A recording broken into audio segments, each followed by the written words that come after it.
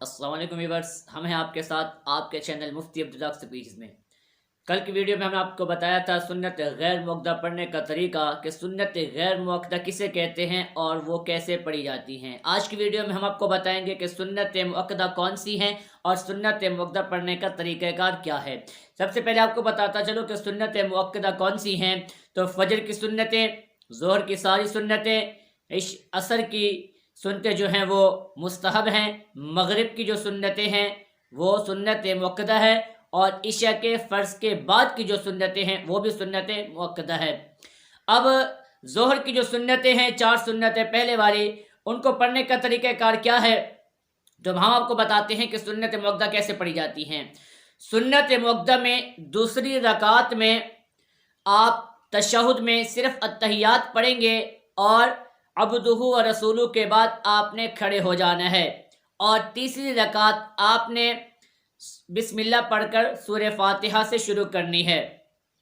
یاد رکھیے، اگر آپ نے 4 رکعت سنت موقدہ پڑھنی ہے اور اگر آپ نے دوسری رکعت میں تشہد کے بعد درود شریف پڑھ لیا، چاہے آپ نے اللہم صلی علی محمد اتنے الفاظ پڑھ لیے، آپ پہ سجدہ سہو واجب ہو جائے گا، آپ کو سجدہ سہو کرنا پڑے گا۔ یاد رکھیے کہ سنت موقدہ میں دوسری رکعت میں اگر 4 رکعت والی نماز ہے تو آپ نے دوسری رکعت میں صرف تشہد پڑھنا ہے، اس کے علاوہ کچھ بھی نہیں پڑھنا۔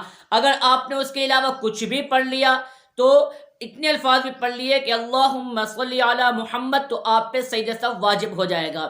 اور اگر آپ نے یہ الفاظ تو نہیں پڑھے لیکن تشہد پڑھنے کے بعد اتنی دیر تک آپ بیٹھے رہے، تب بھی آپ پہ سجدہ سہو واجب ہو جائے گا۔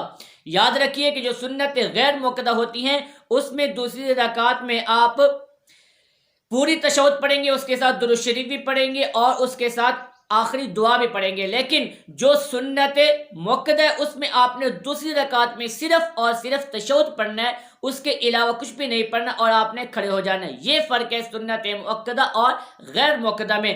اگر موقدہ میں آپ تشہد کے بعد عبدہ و رسولہ کے بعد اللہم صلی علی محمد اتنا پڑھ لیں گے، آپ پہ سجدہ سہو واجب ہو جائے گا، یا آپ اتنی دیر تک تشہد میں بیٹھے رہے تشہد پڑھنے کے بعد، تب بھی آپ پہ سجدہ سہو واجب ہو جائے گا۔ اور سنت موقدہ میں تیسری رکعت آپ نے بسم اللہ پڑھ کر سورہ فاتحہ سے شروع کرنی ہے، نہ کہ ثنا سے، جبکہ غیر موقدہ سنتوں میں آپ نے تیسری رکعت ثنا سے شروع کرنی ہوتی ہے۔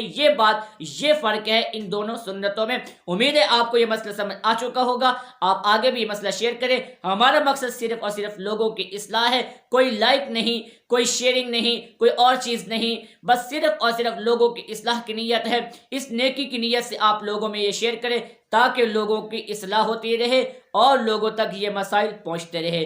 تو انشاءاللہ پھر حاضر ہوں گے نئے مسائل کے ساتھ، تب تک کے لیے فی امان اللہ، اپنی دعاؤں میں یاد رکھنا۔ وعلیکم السلام ورحمۃ اللہ۔